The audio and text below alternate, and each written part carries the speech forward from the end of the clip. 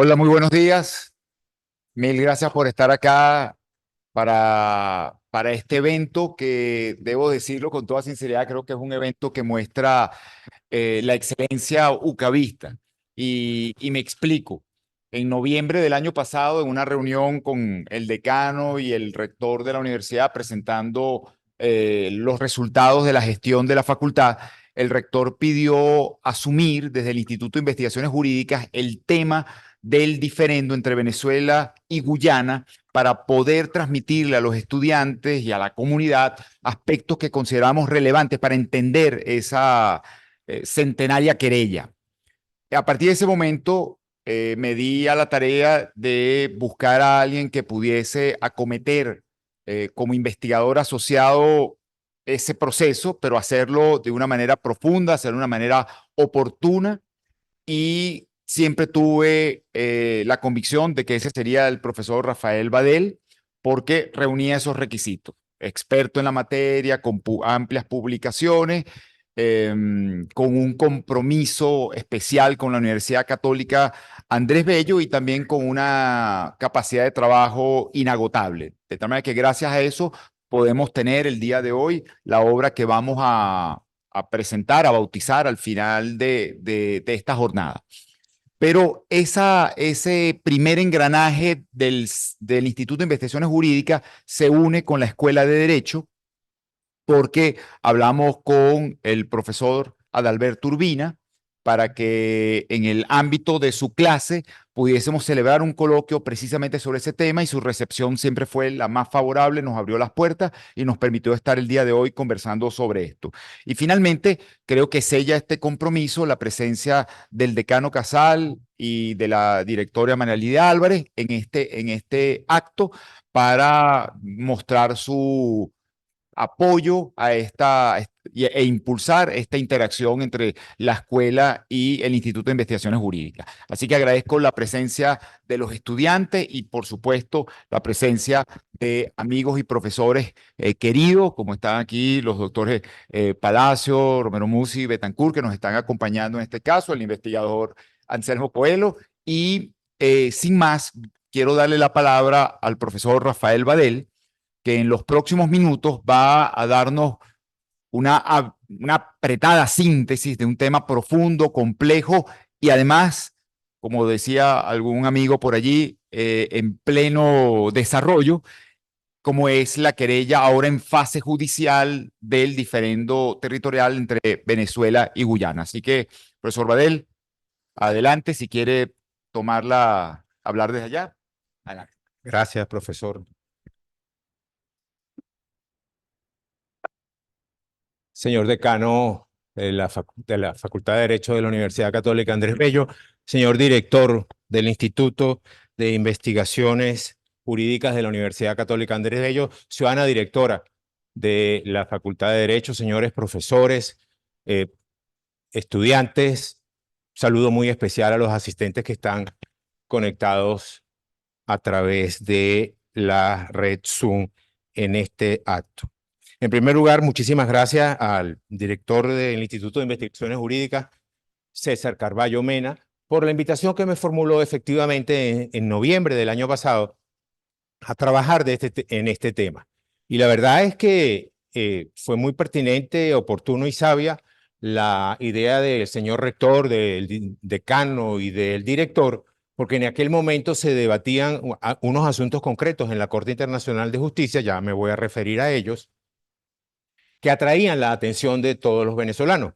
Estaba convocado un referendo consultivo para los primeros días de diciembre y estaba reunida la Corte para determinar si procedía o no la solicitud de medidas cautelares que había solicitado Guyana.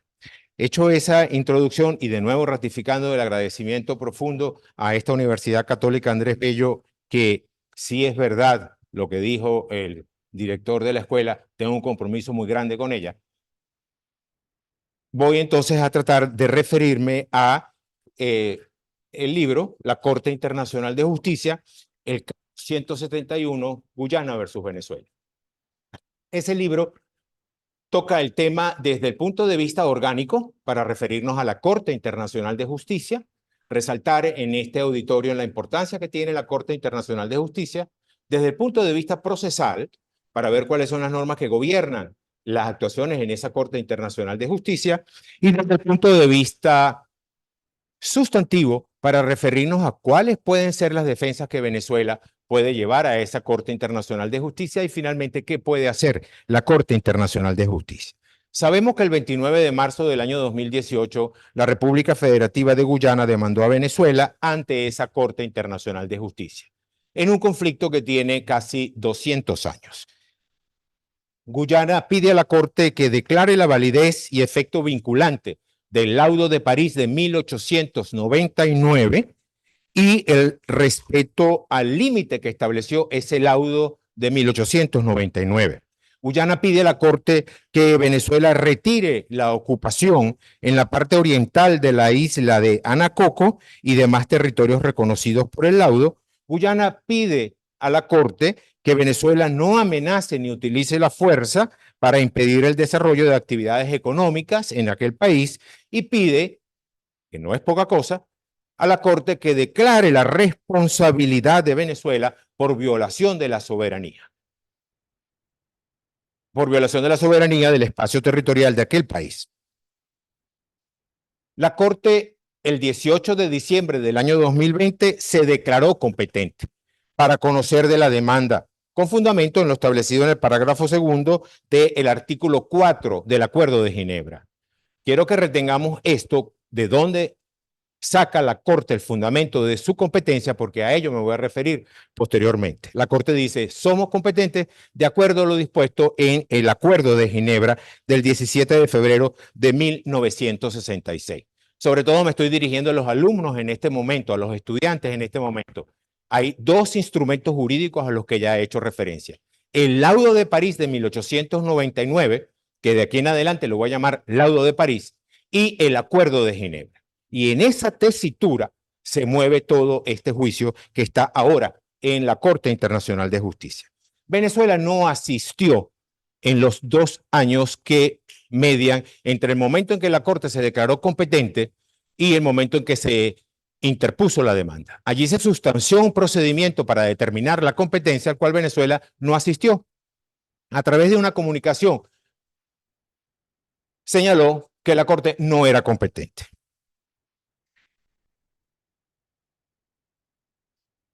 Es importante señalar que la Corte decidió que es competente para conocer del asunto y que se concretaría su examen a la revisión de la nulidad o no del laudo de París de 1899. Guyana tenía hasta el 8 de marzo del año 2022 para presentar sus alegatos, sus defensas, que los vamos a llamar de aquí en adelante su memoria o memorial. Venezuela tenía hasta el 8 de marzo del año siguiente, del año 2023, para presentar su memoria, su contramemoria, sus argumentos y sus defensas. Guyana, dentro de tiempo hábil, presentó sus alegatos, sus defensas y pruebas que en algún momento voy a concretar en cuáles fueron ellos.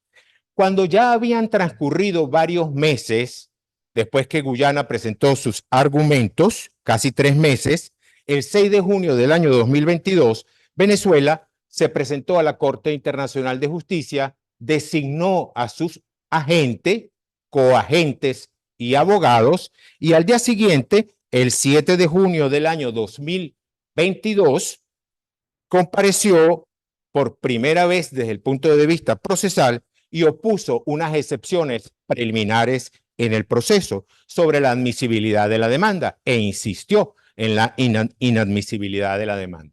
El 6 de abril del año 2023, la Corte dictó sentencia y ratificó una vez más su competencia, resolvió la excepción preliminar, la declaró admisible e improcedente. El 30 de octubre del año 2023, Guyana presentó ante la Corte Internacional de Justicia una solicitud de medidas provisionales contra Venezuela, con ocasión de la convocatoria efectuada por el presidente de la República para realizar un referéndum consultivo acerca de los derechos de los venezolanos en este territorio. El 1 de diciembre del año 2023, la Corte Internacional de Justicia dictó nueva decisión por medio de la cual resolvió las medidas cautelares. Ratificó una vez más, ya por tercera vez, su propia competencia y concluyó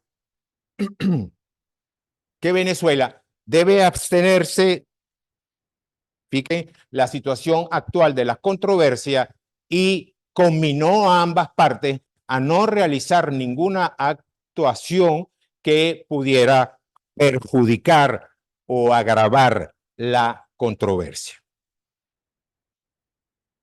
El pasado 8 de abril, apenas la semana pasada, el pasado 8 de abril del año 2023, Venezuela presentó su contramemoria con sus argumentos y sus defensas en relación a la nulidad del laudo de París.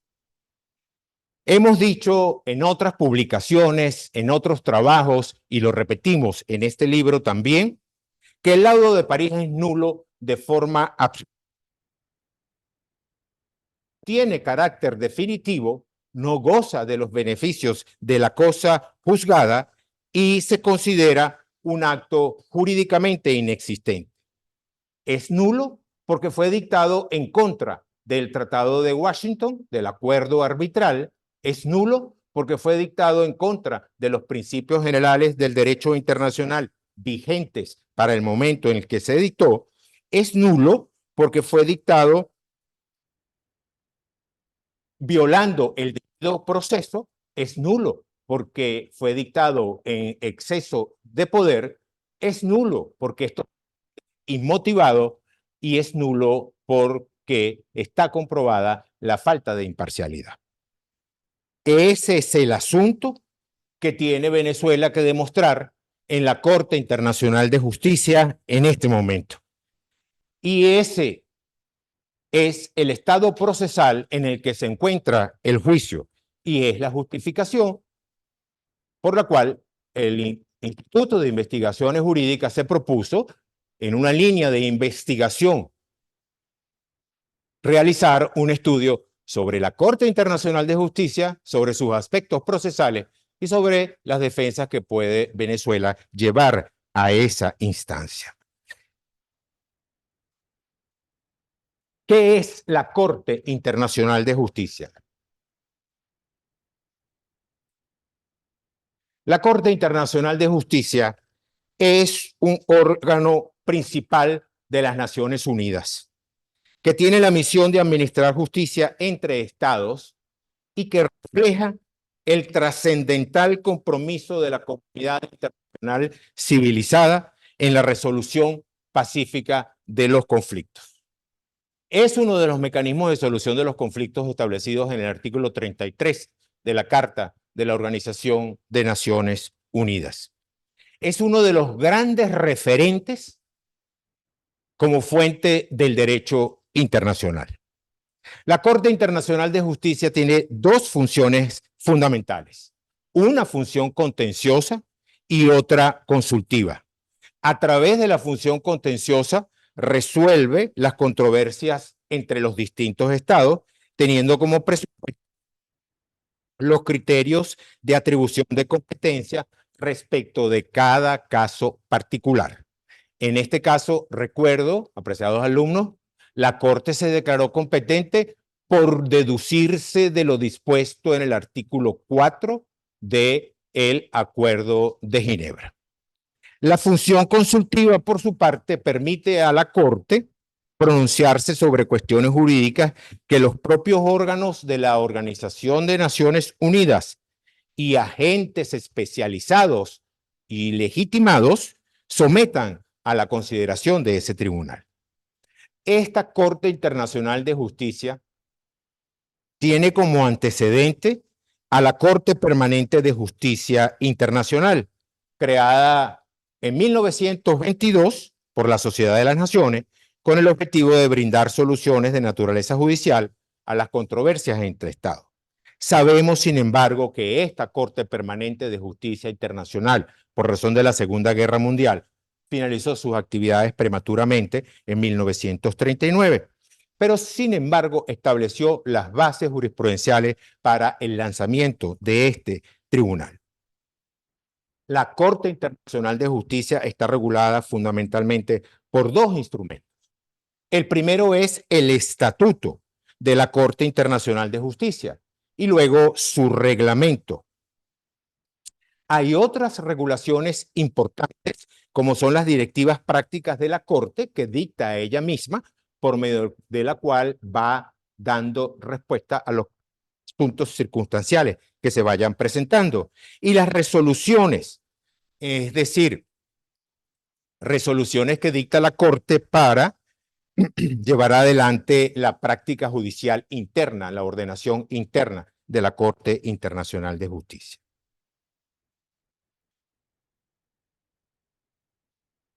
Eso por lo que se refiere al aspecto orgánico. La composición de la Corte. La Corte está compuesta por 15 jueces cuya elección se lleva a cabo cada 9 años por la Asamblea General de las Naciones Unidas y el Consejo de Seguridad.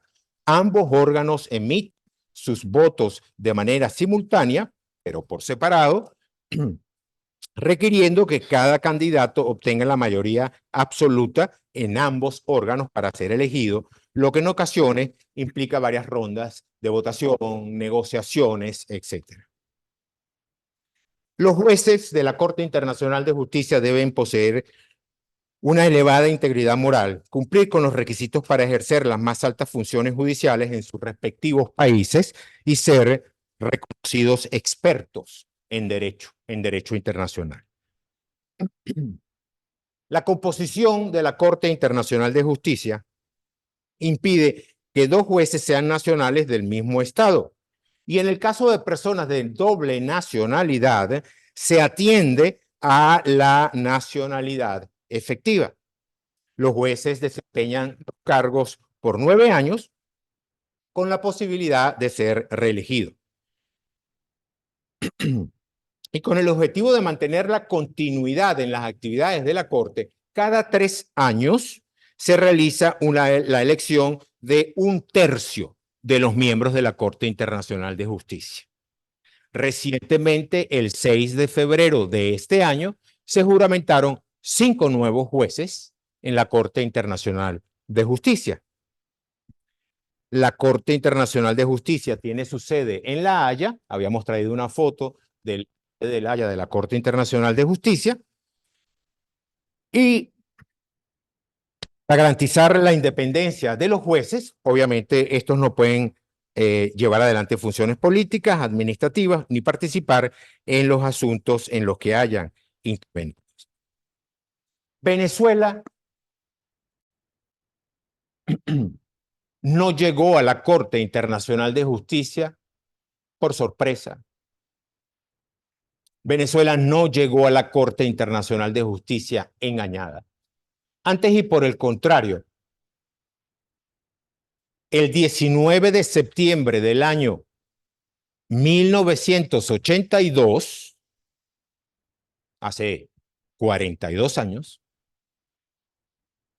el canciller Zambrano Velasco se dirigió a la Organización de Naciones Unidas para señalar el deseo de Venezuela de que fuera la Organización de Naciones Unidas la que determinara la modalidad para solucionar la controversia. El 1 de marzo de 1983, la Corte Internacional, la organización, ahí tenemos la sede de la Corte Internacional de Justicia. El secretario general de la Organización de Naciones Unidas aceptó la encomienda formulada por Venezuela en el sentido de ser él, el secretario de la Organización de Naciones Unidas, quien determinara el modo para solucionar la controversia. El 30 de marzo de 1983, la República Federativa de Guyana aceptó la proposición formulada por Venezuela y ya aceptada por la Organización de Naciones Unidas en el sentido de que fuera el secretario general de la Organización de Naciones Unidas el que determinara la forma como se solucionaría el asunto. Por muchos años se utilizaron distintas figuras a la de la solución judicial, pero ya desde el 2015 la Secretaría o el Secretario General de la Organización de Naciones Unidas señaló que la solución podría ser judicial y finalmente en el año 2018, en enero del año 2018, determinó que sería la Corte Internacional de Justicia la que solucionaría la controversia. Eso trajo como consecuencia que en marzo del 2018 Guyana demandara a Venezuela ante este alto tribunal. Estamos ya en esa instancia. Ese es el estado procesal del caso al día de hoy. Venezuela presentó la semana pasada sus defensas, sus argumentos en la contramemoria.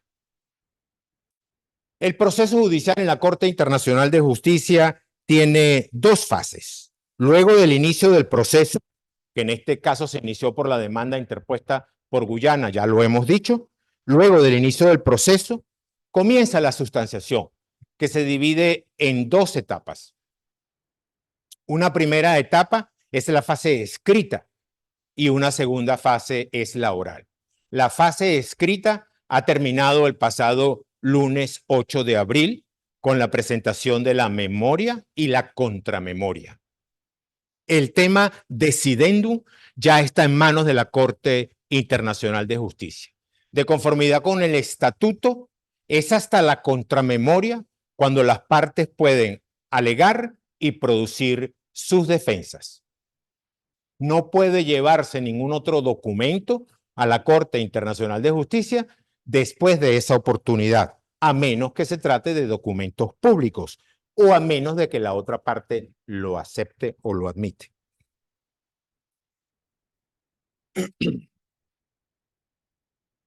Viene ahora entonces la fase oral.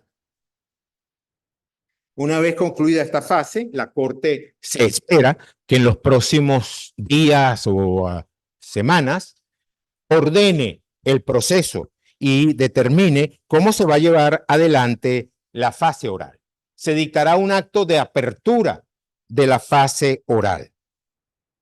Y la Corte, teniendo en cuenta los recaudos acompañados por las partes, las defensas expuestas por las partes, comenzará a evacuar las pruebas que se estime pertinentes, puede pedir nuevas pruebas a las partes. Cada parte debe comunicar al secretario de la Corte con tiempo suficiente la información sobre cualquier evidencia que quiera presentar, testigos, experticias, etcétera. Las partes pueden llamar a testigos expertos y suele hacerse. En un momento me voy a referir cuáles son las principales pruebas que puede llevar Venezuela en esta instancia.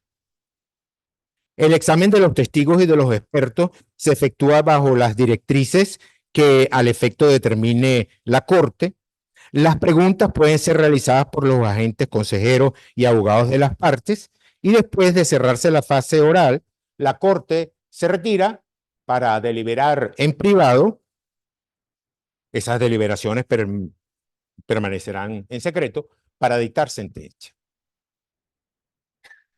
¿Cuáles pueden ser las defensas de Venezuela en este proceso? Sabemos que Venezuela presentó su escrito de defensa el pasado 8 de abril.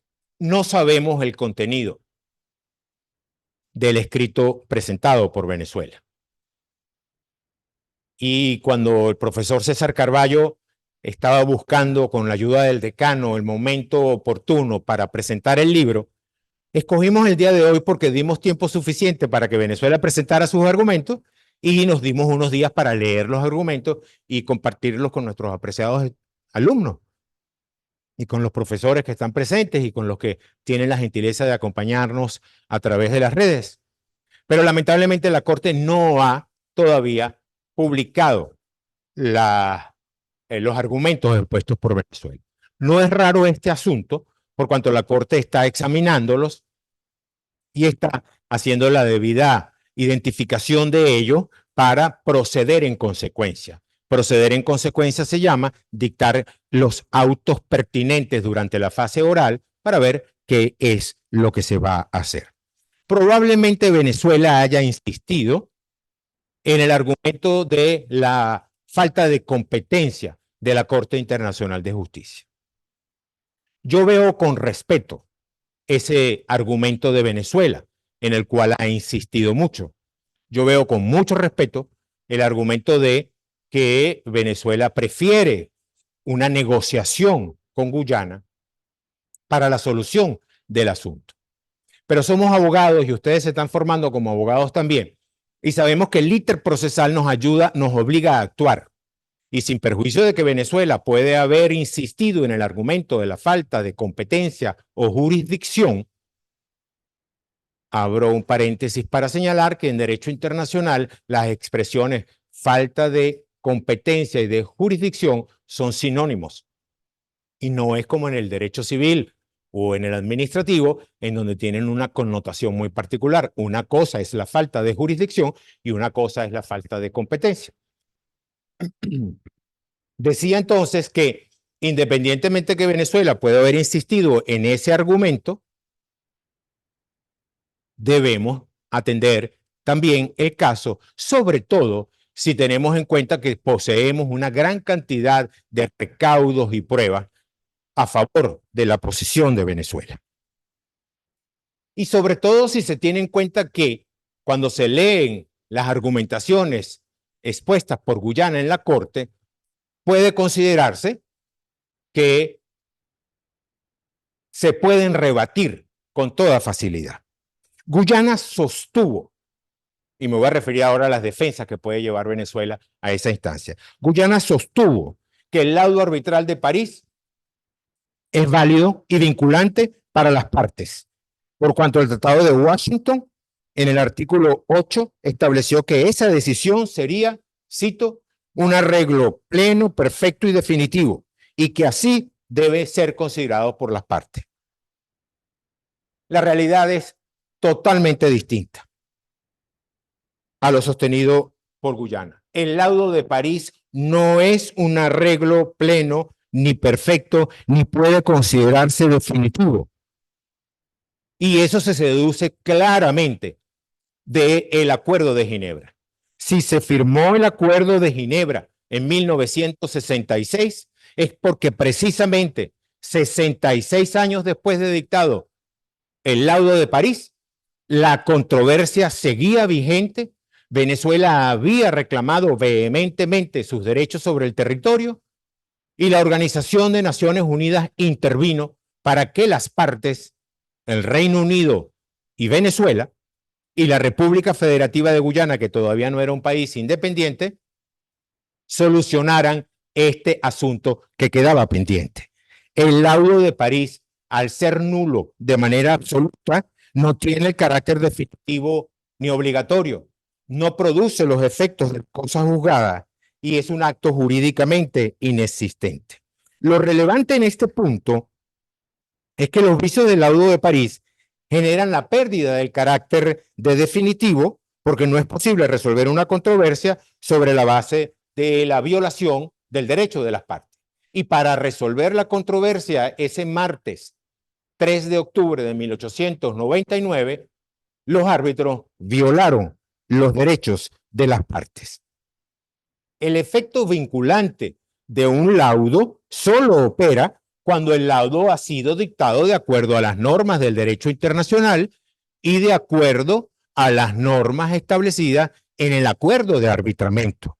La res judicata es una condición que solo se atribuye a las sentencias dictadas dentro de la competencia que tiene el tribunal, en este caso arbitral, y cumpliendo las formalidades establecidas por la ley, las procesales y obviamente también, y más importante, las sustantivas. Venezuela jamás aceptó el laudo de París del 3 de octubre de 1899. El único argumento de Guyana es que Venezuela incurrió en adquiescencia. Venezuela aceptó el laudo de París. Eso es incierto también y se puede demostrar en la Corte Internacional de Justicia. Hay evidencia que desde el día siguiente en que se dictó el laudo, Jesús María Rojas, abogado de Venezuela, por ante el Tribunal Arbitral y que formó parte del equipo de defensa, rechazó totalmente el laudo, rechazó totalmente la forma como se había dictado el laudo. Luego, Felipe Aguerrevere, miembro de la Comisión de Demarcación Limítrofe, recibió instrucciones para que demorara la demarcación en virtud de la nulidad del laudo. En 1900 y hasta 1910, Venezuela se estuvo resistiendo a la demarcación del límite ordenado por el laudo de París. Las condiciones de poderío del Reino Unido frente a las de Venezuela eran evidentes.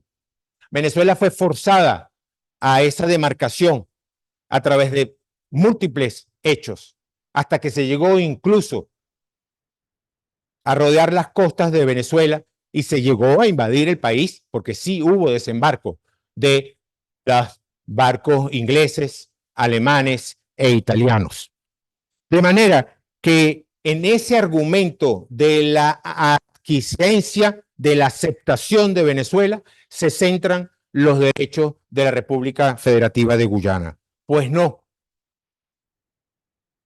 En 1938, el académico Carlos Álamo Ibarra se incorpora a la Academia de Ciencias Políticas y Sociales y produce un estudio, el primero de carácter científico, sobre la controversia. En 1944, el embajador Diógenes Escalantes en Washington exigió la reparación por el injusto laudo. El diputado José Marturet en 1944 en el Congreso de Venezuela ratifica la posición de Venezuela y demanda la revisión del laudo. Manuel Egaña, presidente del Congreso, en 1944 respaldó la exigencia de la revisión del laudo ante el Congreso y ante la comunidad internacional. En 1944, las comisiones permanentes de Relaciones Exteriores del Congreso de la República coincidieron en la necesidad de revisar el laudo. En 1948, Rómulo Betancourt en Bogotá, cuando se suscribía la Carta de Creación de la Organización de Estados Americanos, defiende el principio de autodeterminación, pero reafirma las aspiraciones de Venezuela de que sea resarcido su territorio. En 1951, el ministro de Relaciones Exteriores, Luis Gómez Ruiz, y encargado de la Cancillería, Rafael Gallego Medina, exigieron la rectificación de los límites establecidos por el laudo. En 1954, el consultor jurídico de la Cancillería, Ramón Carmona, en la Conferencia Interamericana afirmó que ninguna decisión afectaría los derechos de Venezuela sobre ese territorio. José Loreto Arizmendi, en 1956, frente a una delegación británica, defendió las aspiraciones de Venezuela. Carlos Sosa Rodríguez, embajador de Venezuela en la ONU, sostuvo la posición de Venezuela de revisar el laudo de París.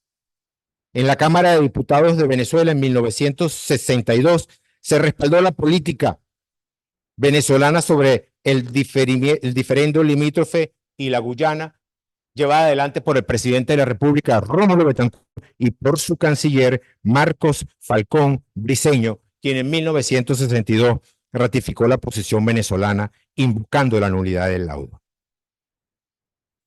Todos estos acontecimientos trajeron como consecuencia que la Organización de Naciones Unidas exhortara al Reino Unido a que revisara la reclamación que tenía Venezuela. Y allí se rompió el principio de aquiescencia, que es el que defiende ahora Guyana ante la Corte Internacional de Justicia.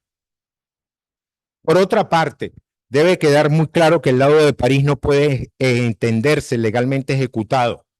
Es nulo en su emisión y es nulo en su ejecución. Venezuela siempre se opuso a la ejecución del laudo de París. Eso quedó demostrado en julio del año 1900, cuando la delegación inglesa en Caracas intimó al gobierno venezolano a que enviaran su representante una comisión demarcadora a Punta Playa, y de resistirse a este requerimiento, el Reino Unido procedería de manera unilateral, la ley del más fuerte. El 8 de octubre de 1900, el representante británico envió otra notificación intimidatoria, informándole al gobernador de Guyana Británica que tenía instrucciones de proceder a la demarcación con o sin Venezuela, y que ya se había levantado el primer hito fronterizo en Punta de Playa. En estas condiciones se demarcación. La amenaza del Reino Unido en el sentido de que si Venezuela no participaba, ejecutaría el laudo unilateralmente, obligaba cuanto menos a la comisión que representaba a Venezuela a estar allí.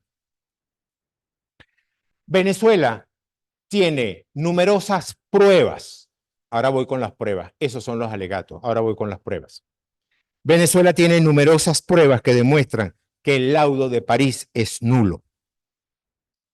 Guyana afirma en su memoria que Venezuela no recabó pruebas que sirvieran para demostrar que el laudo es nulo durante las investigaciones efectuadas en los archivos británicos y estadounidenses luego de su apertura.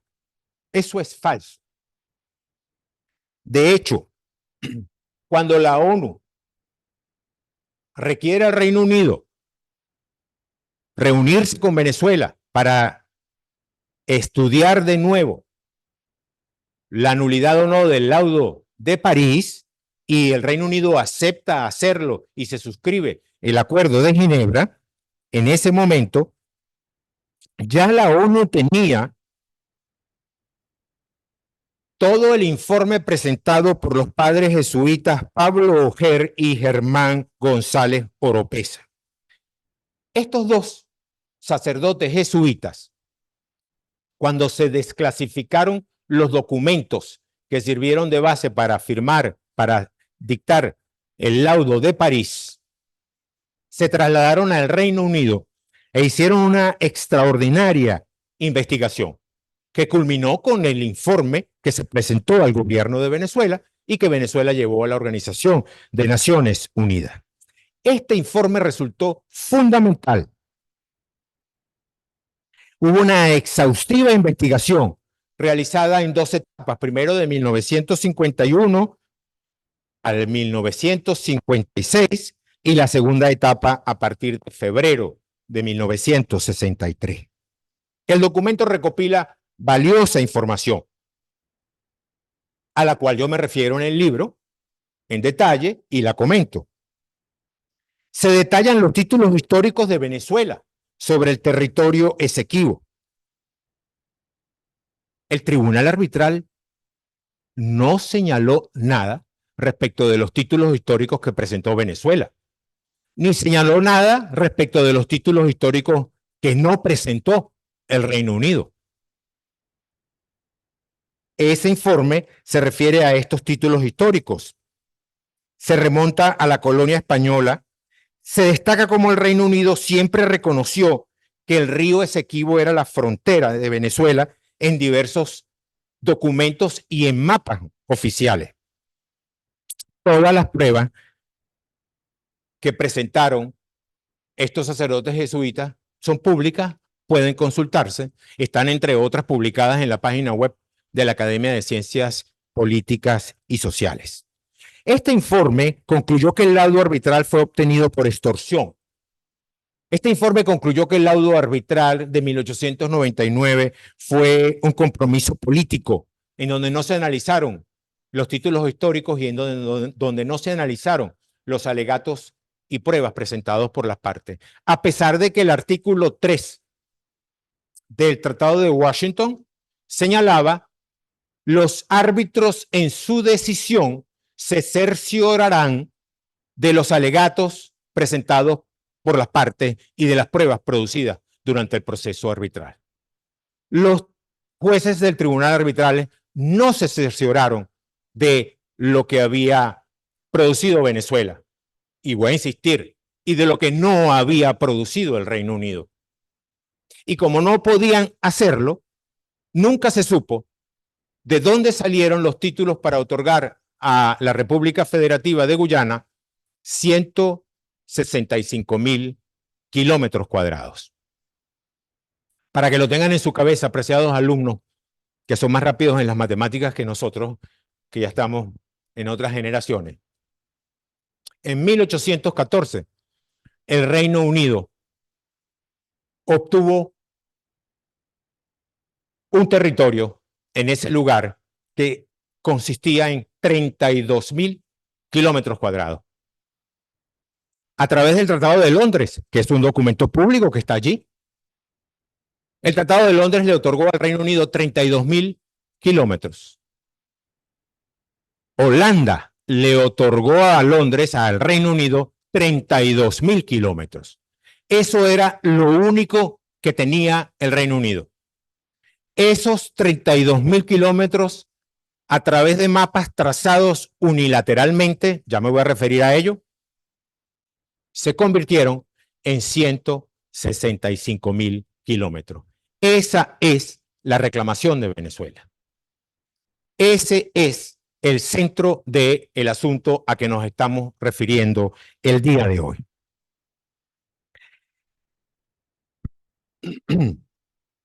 El informe de los sacerdotes jesuitas y Germán González trae exhaustivo análisis de distintas documentaciones que comprueban cómo se fraguó el fraude liderizado por el presidente del Tribunal Arbitral, Fiodoro de Martans. En el libro nos referimos a esas pruebas. Los mapas. El tema de los mapas cobra una importancia fundamental en este asunto. En el libro dedicamos bastante espacio para referirnos a la importancia de los aspectos cartográficos de esta reclamación.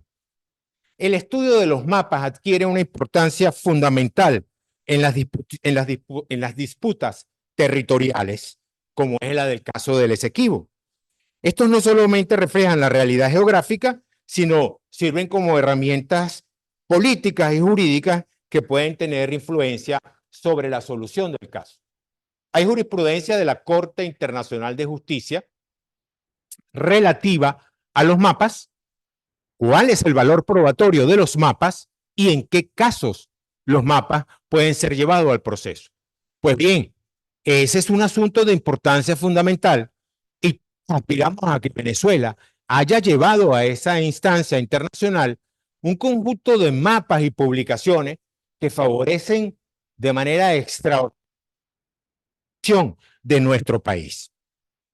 No es casualidad que en el informe elaborado por la comisión designada por el presidente de los Estados Unidos, Grover Cleveland, para investigar y reportar cuál era la verdadera línea divisoria entre Venezuela y Guyana, en 1897 se publicaron 537 mapas.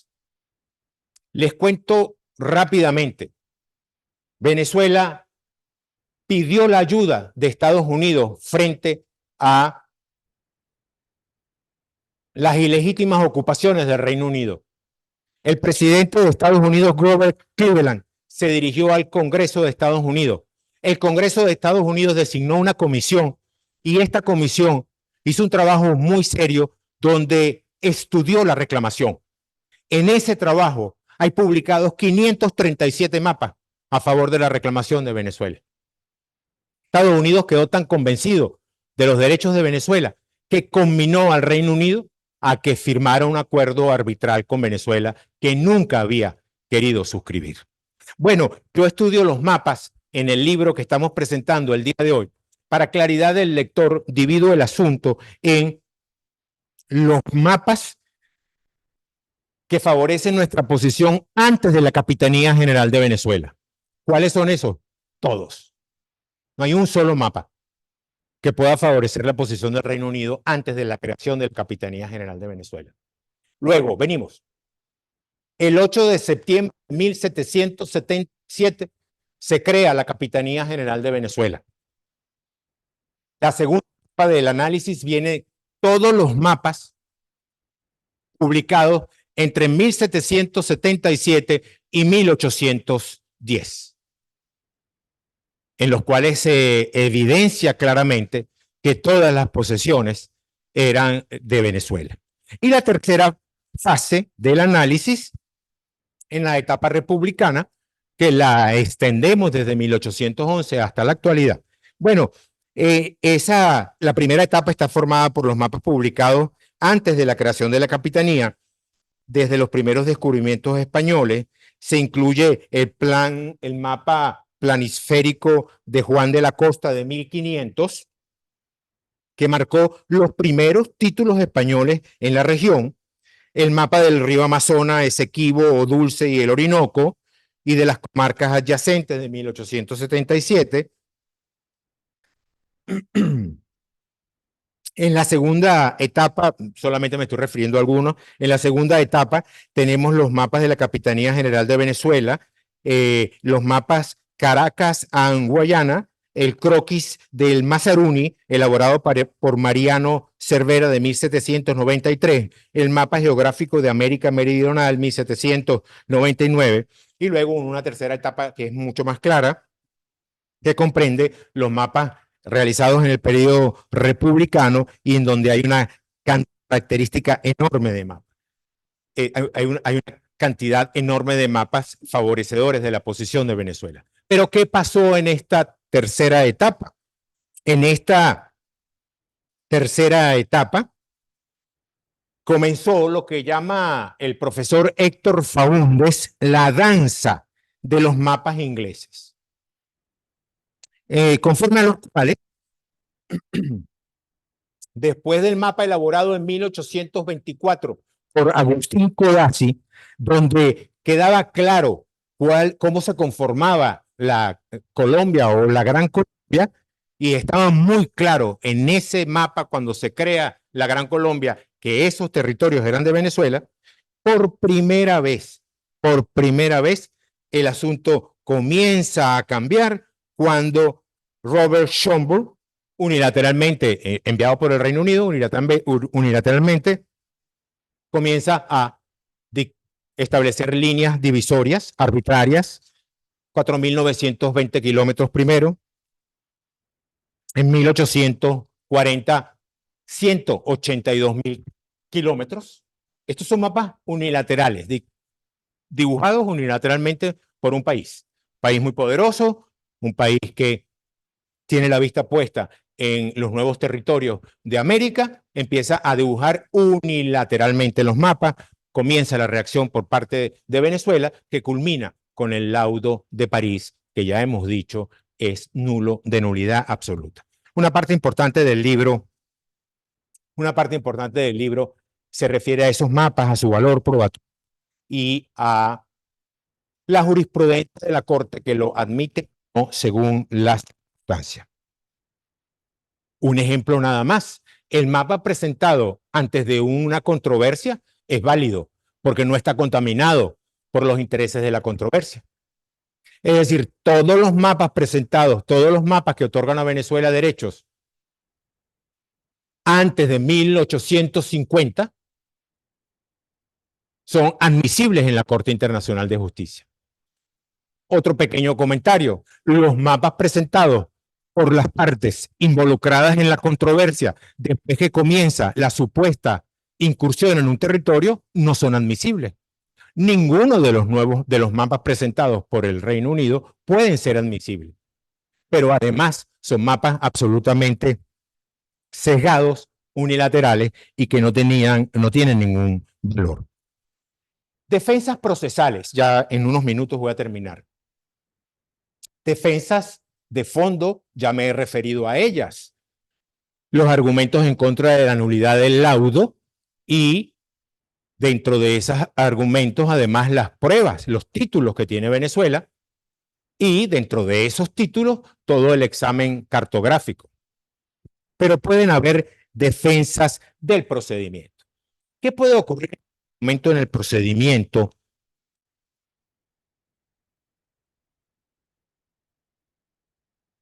Hace poco,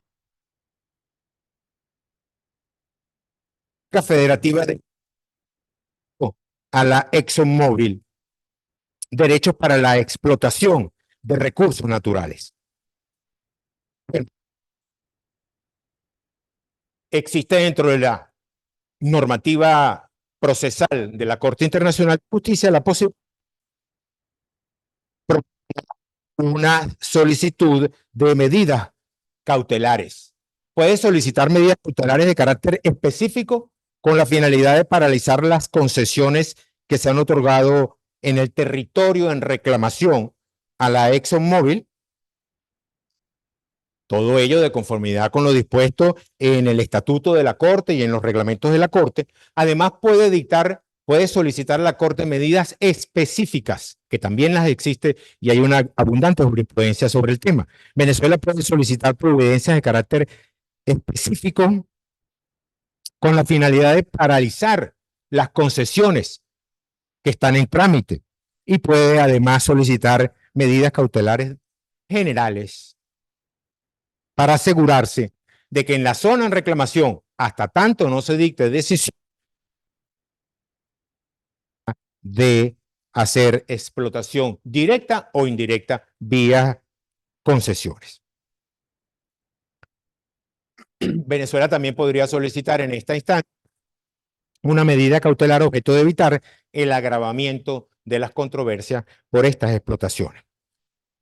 Rápidamente en el libro explico lo que son las medidas provisionales a nivel internacional. Son medidas cautelares generales o específicas, precisamente provisionales, temporales y obligatorias, dictadas por la Corte de oficio o a petición de parte, siempre que las circunstancias lo requieran, con el objeto de preservar los derechos de las partes.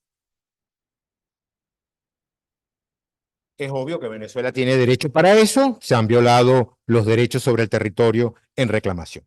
La sentencia. La sentencia es el último acto procesal. Este caso terminará luego que finalice la fase oral, ya entrará la causa a la fase de sentencia. Algunos se estarán preguntando cuánto tiempo puede durar esta fase oral. Bueno, un par de años, porque es un conflicto territorial que tiene 200 años.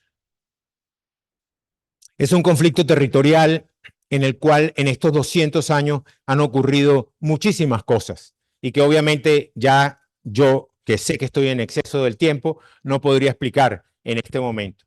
Pero hay hitos jurídicos desde 1850, cuando se firmó el Tratado de Status Quo, que no fue respetado por el Tribunal Arbitral y muchísimos otros elementos a considerar. En estos 2 años o en estos años que quedan de la fase oral, y si se produce una intensa actividad probatoria, luego pasaremos a la sentencia. La sentencia podría decidir. ¿Qué podría decidir? Yo me imagino que ustedes están preguntando, ¿qué podría decidir la Corte Internacional de Justicia? Primero, la Corte podría declarar válido el laudo de París. Y decir, el laudo es válido y con ello quedaría firme la frontera establecida allí de 165.000 kilómetros y la demarcación que se hizo unos años después, en 1910. Pero la Corte podría declarar nulo el laudo de París. Hay muchísimos elementos que llevan a la nulidad del laudo de París. Unos son inocultables. Por ejemplo, el laudo no fue motivado. ¿Cómo inventamos la motivación del laudo? ¿Cómo hace la Corte para decirnos ahora que el laudo sí fue motivado?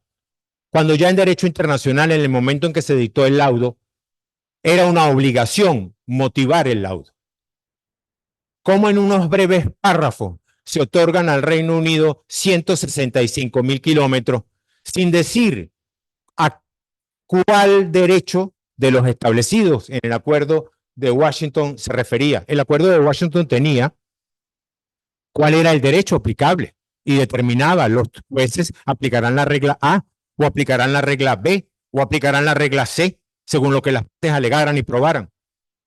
Bueno, Guyana dice en la Corte Internacional de Justicia: el laudo no tenía que ser motivado porque la motivación se desprende de las actas procesales.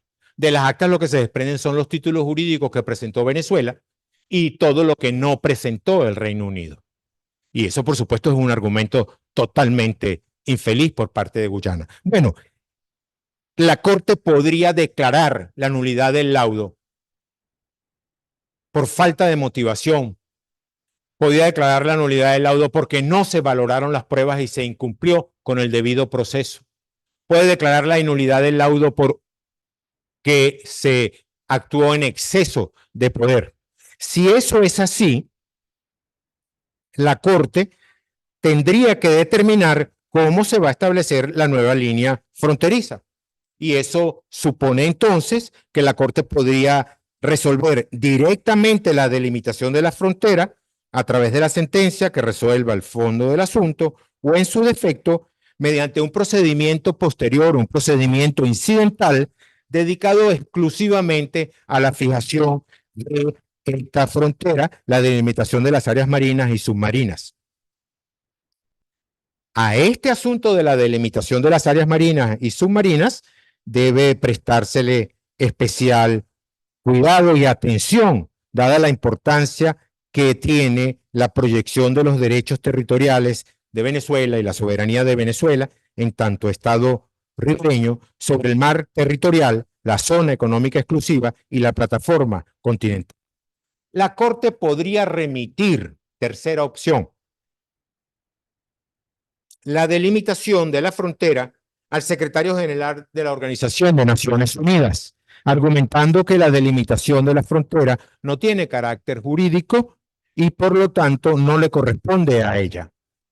Insisto, esto en el supuesto de que se haya declarado nulo el laudo.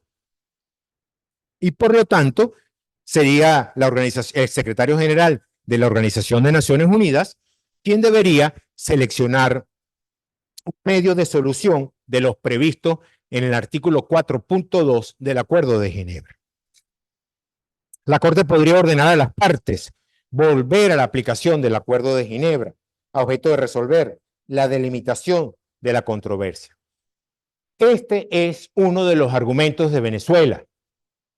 Venezuela estima que la controversia debe solucionarse de manera amigable, con fundamento en el Acuerdo de Cartagena, el del Acuerdo de Ginebra, y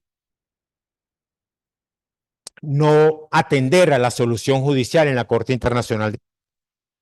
Finalmente, la Corte podría remitir la delimitación de la frontera a un nuevo tribunal arbitral, decisión que estaría permitida de acuerdo a lo que dice el Acuerdo de Ginebra, y en ese supuesto las partes suscribirían un tratado de arbitraje en el que se fije el procedimiento, en el que se fije el derecho aplicable, que debe ser el vigente en 1899, y en el que se establezca cuál es la formalidad para la selección de los árbitros. Los argumentos de Venezuela ya han sido presentados. Creo que la contribución de la Universidad Católica Andrés Bello, como en tantas otras cosas, ha sido muy pertinente al fijarse el Instituto de Investigaciones Jurídicas, una línea de investigación que nos ha obligado a estudiar el asunto y a traer estas conclusiones que ofrecemos para ustedes el día de hoy. Muchísimas gracias.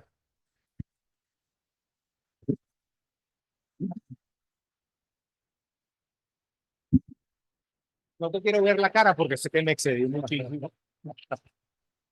Muchísimas gracias al profesor Rafael Badel por esta síntesis que nos ha hecho de su libro y le pediría al profesor Adalberto Urbina que nos acompañe para que nos dé sus impresiones o inclusive proyecte este tema más allá de lo que hemos desarrollado. Donde prefieras, allá o acá sentado. Aquí, me voy a permitir yo después darle la palabra a los alumnos para las preguntas. Por ¿Te favor, parece? es Ok. vuestra cátedra. Bueno, en nombre de la cátedra le damos la bienvenida a todos de nuevo, especialmente a nuestro, ¿se oye? A nuestro invitado de hoy, que con la excusa de este magnífico libro, que para mí tiene un carácter y un valor didáctico extraordinario, porque logra concretar en este espacio físico lo que creo que es casi imposible de lograr, ¿no? Y de una manera muy completa y muy magistral, y creo que se convierte en una referencia para todos los estudiantes a la hora de estudiar el caso del Esequibo. Y como estamos en el terreno de lo especulativo, que tal como decía el profesor, la contramemoria hasta hoy día la desconocemos porque no ha sido publicada, igual que tenemos una inmensa curiosidad por saber lo que contiene lo que señaló la representante venezolana como cajas de documentos, que queremos saber mucho cuál es el contenido de esas cajas, pues yo me he permitido seguir en el terreno de lo especulativo y de la futurología para provocar sobre todo al profesor, y quería referirme un poco a lo que viene más allá de este libro y que seguramente va a ser, y así lo incitamos, a que sea un segundo libro que va a tener necesariamente que referirse a la sentencia y a un aspecto muy importante que son las características, los caracteres que tiene esa sentencia y la ejecución forzosa de esa sentencia, ¿no? Que dadas las circunstancias históricas en que se ha desarrollado este asunto tan espinoso, no sería descabellado pensar que ahí vamos a terminar, ¿no?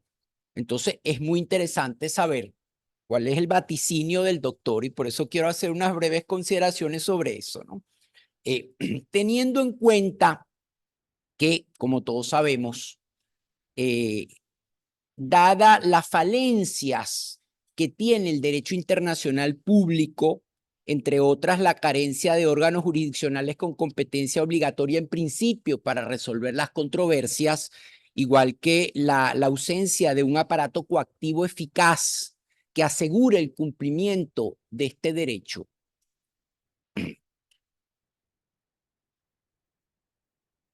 La ejecución forzosa de las sentencias no es fácil. Entonces, es bueno analizar un poco el aspecto para ver con qué nos vamos a topar en breve y además despojarlo de las falsas expectativas que puede tener uno y otro bando en este asunto, ¿no? Quizás pensamos que la Corte, los que no han tenido que lidiar con el derecho internacional, es así como un Dios que cuando resuelva, resolvió y punto. Y las cosas no son así. Al contrario, quizás cuando no sentencia es que la aplicada. Entonces, en primer lugar, quería tocar un poquito los caracteres de una sentencia de la Corte. Sabemos que la Corte, tal como dice la Carta de Naciones Unidas, de la cual somos parte y de la cual también es parte integral el estatuto de la Corte, y por eso también hay que decir que Venezuela es parte en el estatuto de la Corte, estemos claros, y tenemos la obligación de cumplirlo, porque ese estatuto está anexo a la Carta de Naciones Unidas. La Corte Internacional de Justicia es el órgano judicial principal de las Naciones Unidas y funcionará de conformidad con el estatuto anexo que está basado en el de la Corte Permanente, la vieja Corte, y que forma parte integrante de esta carta. Ahora bien, cuando llegamos a una sentencia al final de un proceso, esa sentencia tiene unos caracteres muy importantes.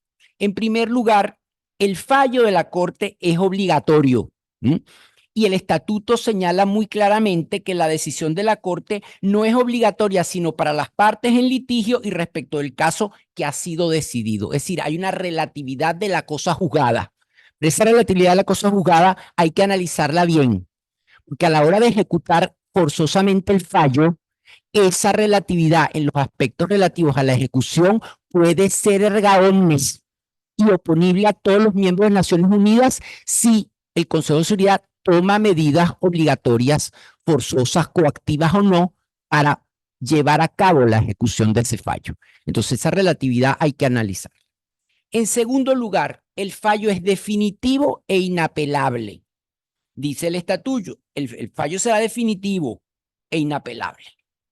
No como ocurriría, por ejemplo, con un laudo arbitral, que uno puede pedir la nulidad de ese laudo en la corte. Aquí no hay a quien pedirle la nulidad de una sentencia. Aquí esto termina, desde el punto de vista estrictamente jurídico. ¿Qué queda? Quedan lo que entre comillas podemos llamar recursos, que sería el recurso de interpretación y el recurso de revisión. Dice el estatuto, en caso de desacuerdo sobre el sentido o el alcance del fallo, la Corte lo interpretará a solicitud de cualquiera de las partes. Hay que tener en cuenta que esa interpretación es un procedimiento aparte y que esa interpretación no se puede meter con el fondo del fallo. No es un nuevo juicio, es solamente para aclarar. Muy importante, porque a veces en la aclaratoria se logran cosas, pero no es un nuevo procedimiento en cuanto al mismo asunto, sino es simplemente una interpretación auténtica de esa sentencia. Y la revisión solo podrá pedirse cuando la solicitud se funde en el descubrimiento de un hecho de tal naturaleza que pueda ser un factor decisivo y que al pronunciarse el fallo fuera desconocido de la Corte y de la parte que pida la revisión, siempre que su desconocimiento no se deba a negligencia. Aquí yo tengo que hacer un recuerdo, un memorial afectuoso de Ojer y del padre Germán González, que Dios los tenga en la gloria, y de otras personas también fantásticas como la doctora Isabel Bacalao Romer, que fue la ayudante del padre en todo su, Germán González, en toda su arqueológica labor en los archivos del Foreign Office durante tantos años, ¿no? Después de eso yo creo que no hay más nada que descubrir realmente, ¿no? Entonces la revisión, bueno, dejémoslo allí. Y en tercer lugar, el fallo es ejecutivo. Dice, en este caso, el artículo 94, no del estatuto, sino de la Carta de Naciones Unidas. Cada miembro de las Naciones Unidas se compromete a cumplir la decisión de la Corte Internacional de Justicia en todo litigio en que sea parte. Ese es un cumplimiento en principio de buena fe, que tiene todo miembro de Naciones Unidas. Si una de las partes en un litigio dejara de cumplir las obligaciones que le imponga un fallo de la Corte, la otra parte podrá recurrir al Consejo de Seguridad. Podrá, no tendrá, podrá.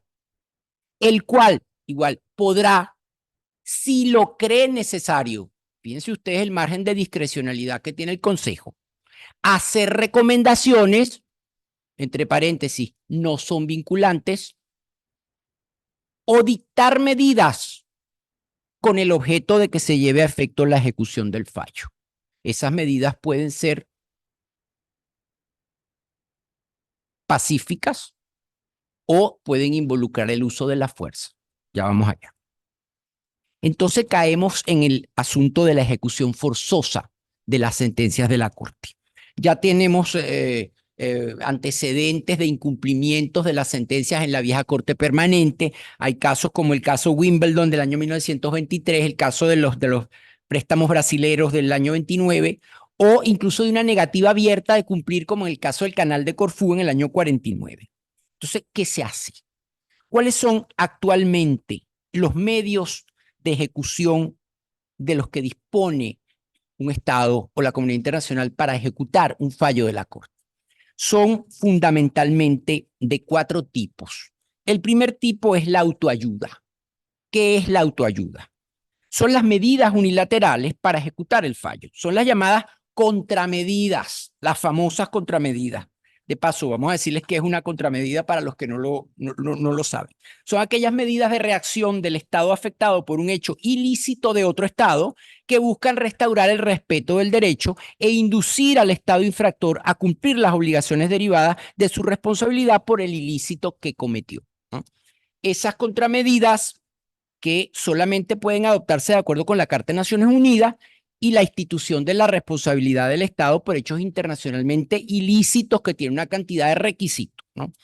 Esas contramedidas pueden ser de varios tipos. Tenemos en primer lugar la llamada retorsión, en segundo lugar las represalias u otras medidas de tipo diplomático. ¿Qué es la retorsión? La retorsión es el hecho ilícito, perdón, el hecho lícito, pero inamistoso, al cual el otro Estado puede responder con un hecho igual, lícito pero inamistoso. Implica el uso de medios lícitos pero perjudiciales para el Estado infractor y sus nacionales. Después tenemos las represalias, que es el hecho ilícito por parte del infractor contestado por un hecho ilícito de la otra parte, que a pesar de ser ilícito se tolera circunstancialmente dado el caso, ¿no? Son hechos de coerción no conformes con lo que el derecho tolera cuando son la respuesta a un hecho lícito anterior del otro sujeto, ¿no? Es un ilícito con otro ilícito. Hay que señalar que también puede recurrir a medidas diplomáticas como puede ser la suspensión o la ruptura de relaciones diplomáticas. Un ejemplo de represalias podría ser un bloqueo económico y un ejemplo de retorsión a un acto lícito, pero inamistoso con otro lícito, una suspensión del otro Estado de los beneficios que le da la cláusula de la nación más favorecida, o suspenderlo de algunos beneficios aduaneros o fiscales que haya contratado con el Estado en fechas anteriores, ¿no? Se le quitan esos beneficios, ¿no? Incluso hasta molestar un poquito los visados a los nacionales. Eso son medidas de retorsión. O diplomática, la ruptura de relaciones, la suspensión de relaciones. Lo que hay que tener claro es que el Estado lesionado solamente podrá tomar contramedidas contra el Estado responsable del hecho ilícito con el objeto de inducirlo a cumplir las obligaciones que le corresponden. Ese es el fin. Y que esas contramedidas no pueden ir en contra de las obligaciones que tienen todos los estados de abstenerse de recurrir al uso, a la amenaza de la fuerza, de acuerdo con el artículo 2, párrafo 4 de la Carta de Naciones Unidas, ¿no? Eso está claro. Luego tenemos una segunda posibilidad, que es la cooperación internacional de terceros estados. Esta modalidad puede revestir múltiples formas, múltiples modalidades que se dejan a la creatividad de la comunidad internacional. Yo estaba figurándome, por ejemplo, que incluso se podría pedir la colaboración de los estados cuyas empresas transnacionales tienen concesiones en el territorio a la hora de ejecutar forzosamente el fallo. Se podría a nivel de Naciones Unidas solicitar esa ayuda, ¿no? O a nivel diplomático. En la Segunda Guerra, después de la Segunda Guerra Mundial, la usaron en el famoso caso del oro monetario, el oro albanés que estaba en la tesorería del Reich en Berlín, cuando los tres países, Francia, Reino Unido y Estados Unidos, hicieron un acuerdo interaliado de reparaciones para favorecer al Reino Unido, ya que había resultado ganancioso en el caso del canal de Corfú y Albania no le quería pagar, ¿no? Esa es una segunda posibilidad. Una tercera posibilidad es el recurso a los tribunales internos. Esa depende sobre todo del derecho interno y de los requisitos que éste exija, ¿no? El hecho de que los tribunales nacionales puedan ser útiles para ejecutar las sentencias de la Corte. Hay algunos que consideran que se requerirían exequatur y demás requisitos, ¿no? Y en cuarto lugar, la más importante, la acción de los organismos o de las instituciones internacionales, ¿no? Aquí algunos consideran que se podría plantear el incumplimiento ante la Asamblea General de Naciones Unidas en virtud de los artículos 10 y 11 que permiten tratar cualquier asunto a la Asamblea, y como órgano plenario y político hay más libertad. Pero hay que tener en cuenta que las resoluciones de la Asamblea, en este caso, tienen la naturaleza jurídica de meras recomendaciones. Entonces no es mucho quizás lo que se puede lograr.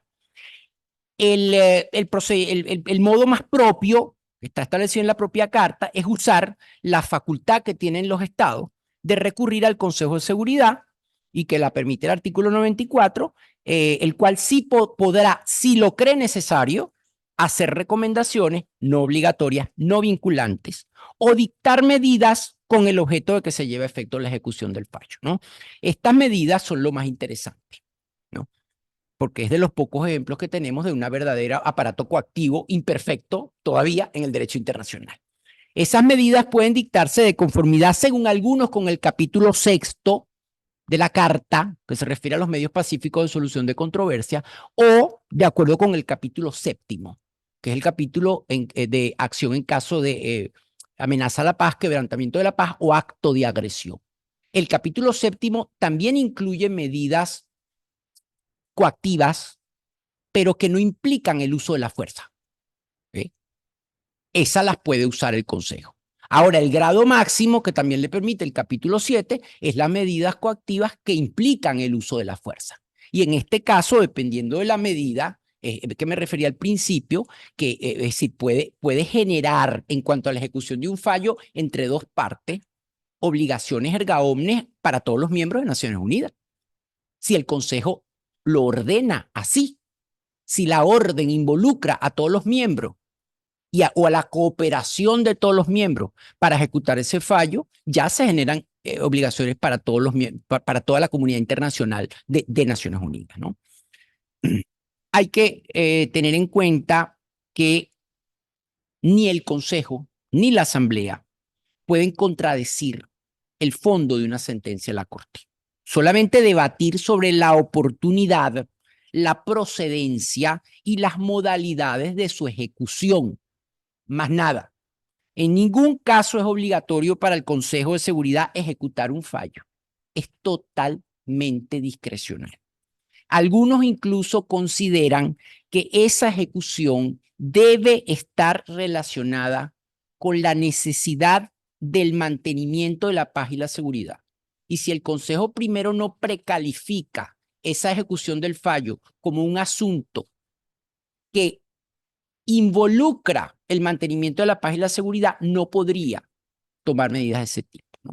De manera que nos damos cuenta que los presupuestos jurídicos y políticos hacen que la ejecución de un fallo de la Corte, una vez producido, sea muy complicada y se abre un largo proceso lleno de matices para llegar al cumplimiento efectivo de una sentencia. No es el fin del asunto, ¿no? De manera que para mí resulta muy interesante explorar cuál sería la opinión del profesor respecto de todo esto, del post del caso, que ya no va a estar en la Corte, ya va a estar en otros lados, ya va a estar en ámbitos y en foros políticos, como es Naciones Unidas, como es la Asamblea, como es el Consejo, y va a depender de muchísimos factores que pueden ser frustrantes, tanto para el que resultó ganancioso como para el que resultó perdidoso. ¿Sí? Incluso para la parte perdidosa, el post-fallo puede redundar en algunos beneficios. Y eso hay que tenerlo en cuenta. Entonces me gustaría mucho que el doctor me reciba esta provocación que yo le he hecho para ver cuál es su opinión. Y luego vamos a dar la palabra a algunos de mis alumnos que están muy ansiosos de preguntarle también al doctor.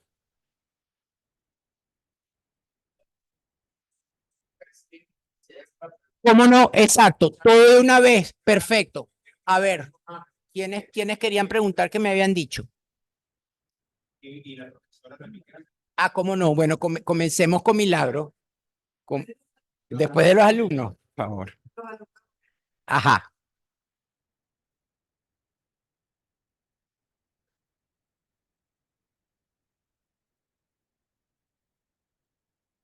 ¿Ya? ¿Pero a quién le hablo? Pero no me está parando. Es que eso es por el Zoom. Tú tienes que preguntarle, tú tienes que hablar en voz alta, pero eso es por el Zoom. Habla que se oye. No, pregunté ya. En un caso hipotético de que Venezuela gane el territorio de Guyana, ¿qué pasaría con los residentes que están viviendo ahí? ¿Serían venezolanos o tendrían doble nacionalidad?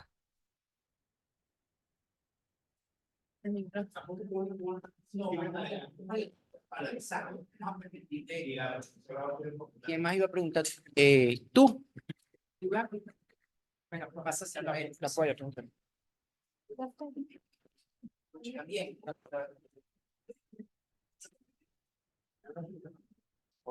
Ya. Bueno, tomando en cuenta igual el caso de que a Venezuela se le otorgue su territorio, el territorio que realmente nos pertenece, si Guyana, a pesar de la decisión de la Corte, se niega a hacer el territorio, ¿qué tan factible o qué tan posible podría ser una respuesta coactiva por parte de Venezuela?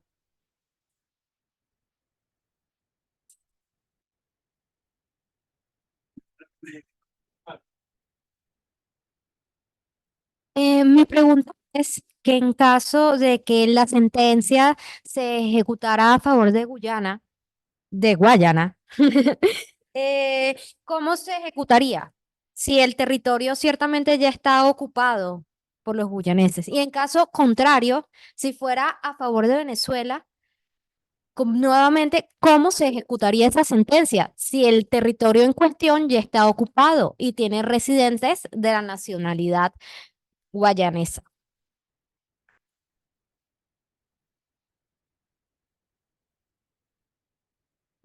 Profesor, yo quería preguntar, una la verdad. Bueno, me parece que el argumento de Venezuela sea nada más la falta de competencia. Preguntarle, todavía estamos a tiempo de poder cambiar la defensa o utilizar otros mecanismos para, bueno, seguir con el íter procesal. ¿Quién más aquí? No.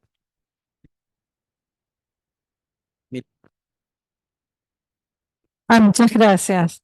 No, no, yo me quería referir específicamente al tema de la ejecución forzosa.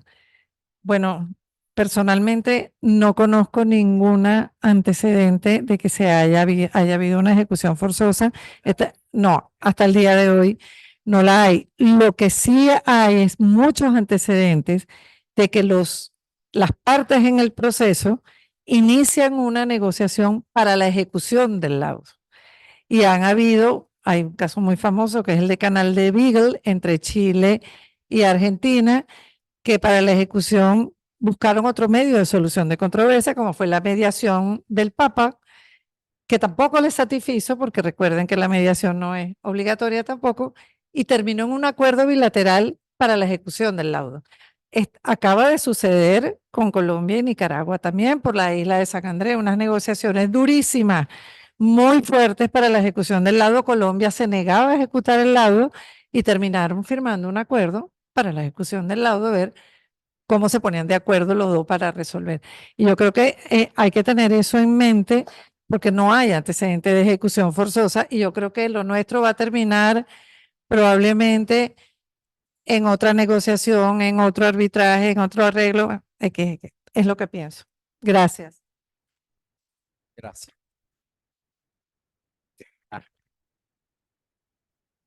No, gracias.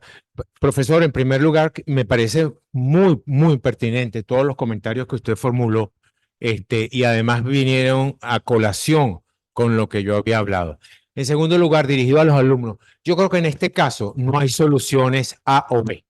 Creo que todos ustedes están pensando o gana Guyana y se queda con todo el territorio, o gana con Venezuela y se queda con todo el territorio. Entonces, hay que pensar en soluciones intermedias. Hay que pensar en que son 165.000 kilómetros y Venezuela tiene muchos derechos, pero podría la Corte buscar muchas soluciones distintas y la negociación es importante para ello. El territorio no se trata de un territorio poblado con cientos y millones de personas que habría que darle nacionalidad o cedularlas, etcétera. Aquí hay cosas trascendentales que no pasan por los habitantes, como es la pelea sin descanso para tener los derechos en la fachada atlántica. Exactamente. Sí. Como es la declaratoria de la nulidad del laudo de París y una nueva demarcación. Pero ustedes se deben imaginar de que si vamos al supuesto que yo señalé de la declaratoria de nulidad del laudo, entonces viene cómo se delimita nuevamente. La negociación es la vía de hacerlo. Y como todo, la negociación debe contemplar soluciones que sean admisibles para ambas partes y que concedan algunos derechos a una y a otra parte. Lo que históricamente hay que reclamar es saldar la deuda histórica con Venezuela de que el laudo de París le arrebató 165.000 kilómetros cuadrados. Que haya que negociar y que Guyana ha estado poseyendo ese territorio desde ese momento hasta ahora y que sea necesario negociar. Todos tenemos en cuenta que esa negociación sería lo más pertinente, que esa negociación sería lo más pertinente.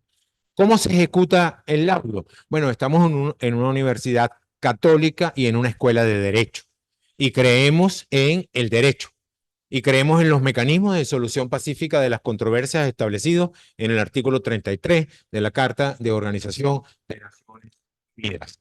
Todos los esfuerzos deben ir dirigidos a que si hay una solución judicial que nos lleva a una nueva fase, es difícil que la Corte declare la nulidad y delimite.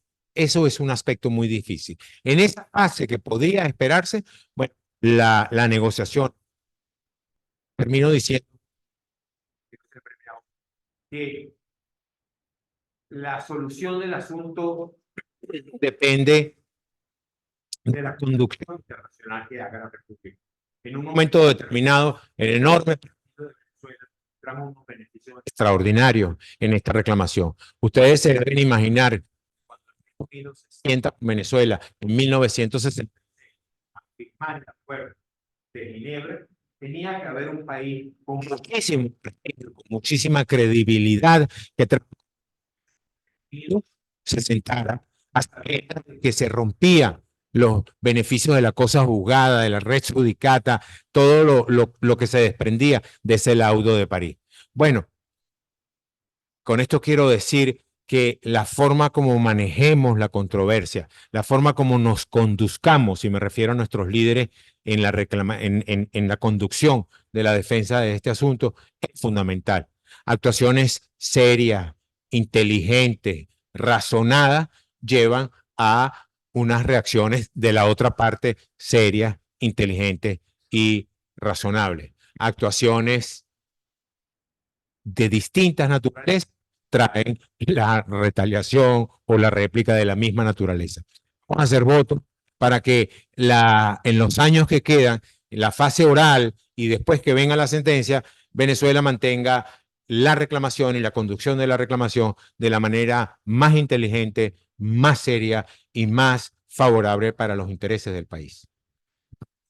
Muchas gracias.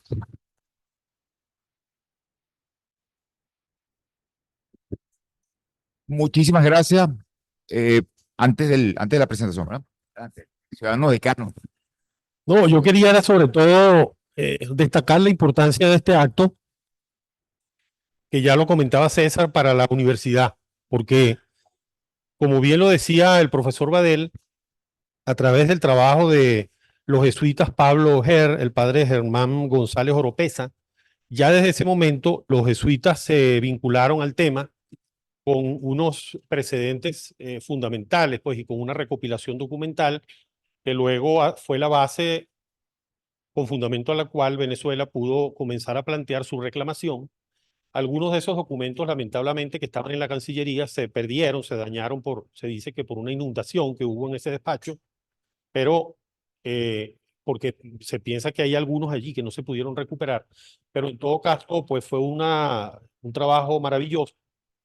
Y hace aproximadamente unos 2 años, la Universidad Católica Andrés Bello resolvió prestar todo su concurso, porque es su compromiso institucional en que la defensa y en este caso nos referimos ante la Corte Internacional de Justicia, si es que en definitiva tiene que comparecer. Y por eso, lamentablemente, pues no puede estar con nosotros pero nos pidió en distintas reuniones con nosotros que pensáramos en eso y sin duda consideramos que el apoyo del profesor Badel era el más adecuado por todos sus estudios y su trayectoria en la materia, la dedicación que le ha prestado este tema en la Academia de Ciencias Políticas y Sociales con una serie de trabajos, creo que desde hace unos 3 años por lo menos, y el profesor Adalberto Urbina, como jefe de la Cátedra de Derecho Internacional Público, también coincidió en esto. Y pues este libro es un fruto de toda esa convicción de la universidad, de ese compromiso de la universidad, y en este sentido, creo que refiriéndome también a alguna pregunta que hacían de por qué Venezuela se limitó nada más al tema de la competencia, falta de jurisdicción. Bueno, eso no lo sabemos exactamente, porque puede ser ahorita esa contramemoria, entiendo que ni siquiera la han presentado públicamente como tal contramemoria, sino presentamos un documento, pero al analizar su naturaleza jurídica, podemos concluir que sí fue contramemoria, pero habrá que leer el contenido y puede ser que sí se haya entrado, y entiendo que sí, porque por lo menos lo que se dice es que en esos documentos se presentan los títulos históricos de Venezuela, lo cual hace pensar que sí entraron en el fondo, ¿no? Y se tenía información de que mientras a nivel político no se estaba claro y se generaron declaraciones contradictorias de si se iba a comparecer a la Corte Nacional de Justicia o no, el trabajo no se detuvo para preparar estos documentos y pues la universidad pues sigue comprometida en ese sentido con el asunto para que veamos esta causa como una causa nacional, como una causa que nos debe reunir a todos los venezolanos en la defensa de los intereses de Venezuela. Y en esto termino con una pregunta al profesor Adel, porque es interesante ir viendo lo que procede ahora, ¿no? Lo que puede plantearse en términos procesales.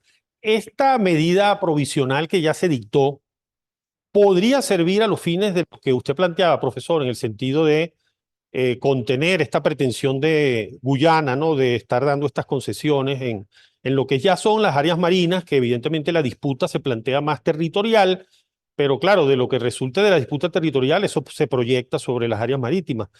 ¿O será preciso solicitar otra medida provisional? Le dejaría esa pregunta al profesor, pero ratificando, como este es un proyecto que sigue, ¿no? Y esto no es cosas que vamos a seguir con el profesor Badel trabajando esto, entonces le dejaría esa... No se vaya, decano, para que ahorita... Muy breve, el señor decano, lo contesto muy breve.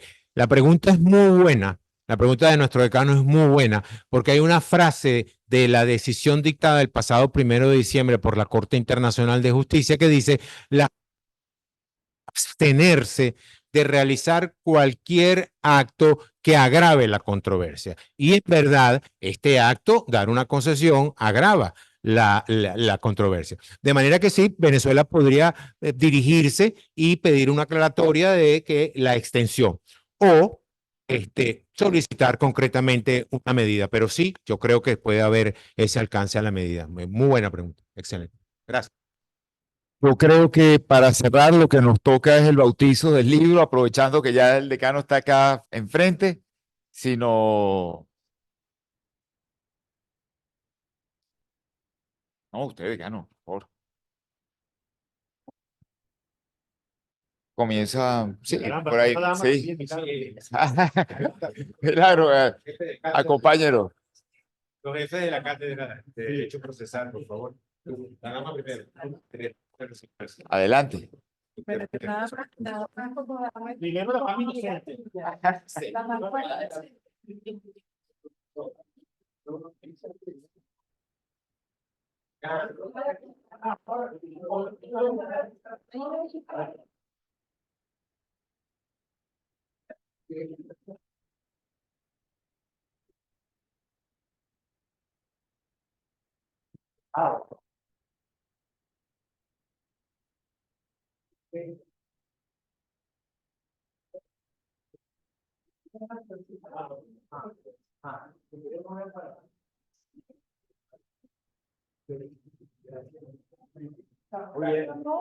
Gracias. Muchísimas gracias.